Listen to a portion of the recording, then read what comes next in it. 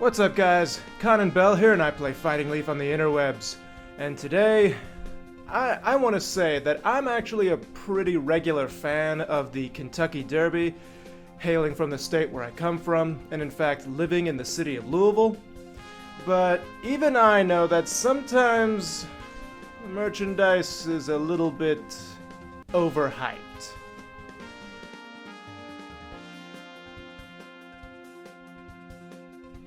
Introducing the Kentucky Derby Museum 10-inch horse plush from Aurora. Standing in at about 10 1/4 inches, this is nothing to sneeze at least in terms of its size.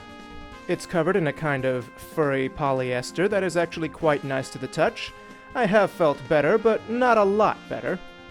However, the saddle blanket that it comes with, which came in either teal or pink, it's not quite as nice to the touch, although it's alright.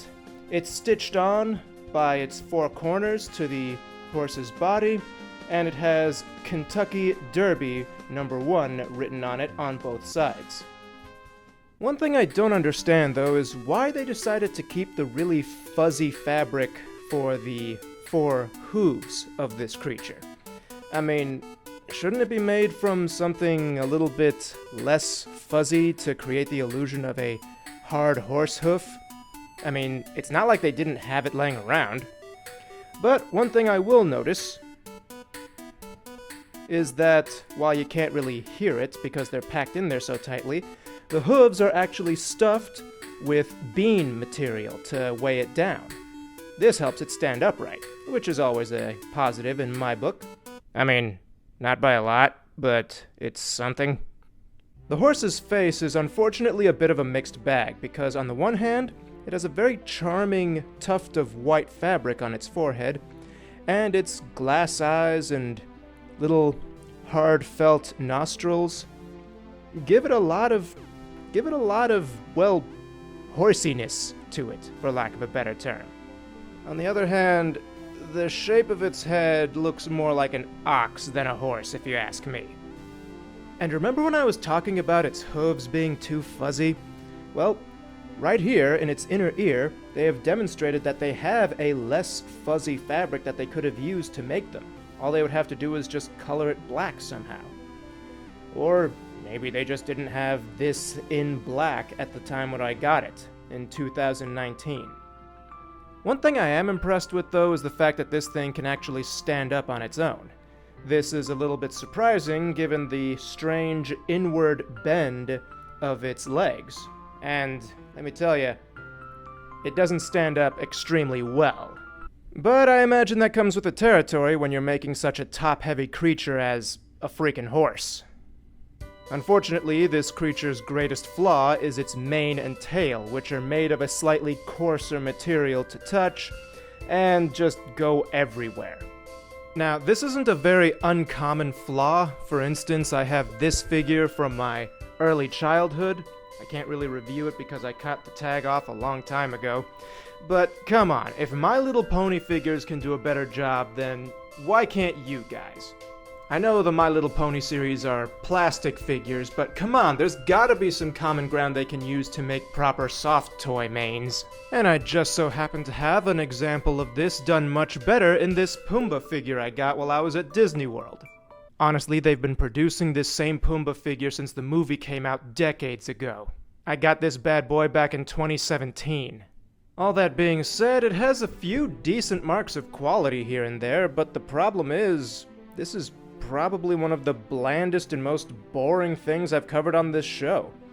Its quality means that there's nothing particularly stand out about how bad it is, and, well, other than that, it's really got nothing going for it to make it memorable. As a matter of fact, the only reason I thought it was worth talking about was because of how badly Churchill Downs wanted you to know this is an authentic Churchill Downs product! It's official!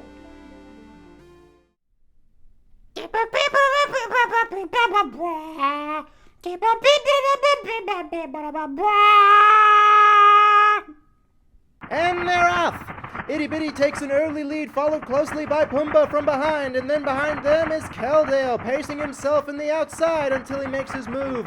Behind them is Generic Racehorse, being ridden by Metal Slime. You are much heavier than you look. And you need a comb. Oh my goodness, I can't believe it. We're in first place at the first turn. I can't believe our luck is... Oh, sorry. Oh no, would you look at that? Pumbaa just completely accidentally trampled over Teeny Weeny. Who could have suspected that from a Disney character? Huh?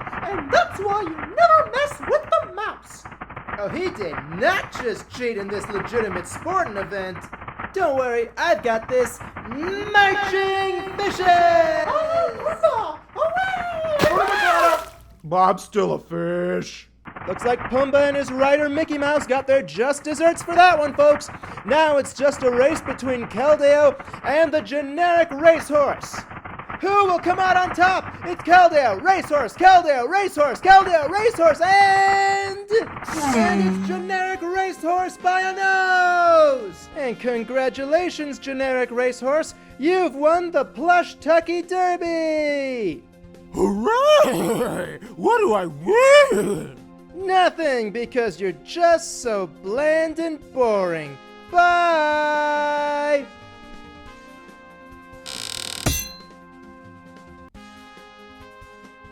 Hello everyone, this is another Patreon shout going out to Joyful Cryptid, Matthew Connorth, Megan Cloud, Bashful Ivory, and Jordan Mathis because I love every single one of you for helping me keep this show alive.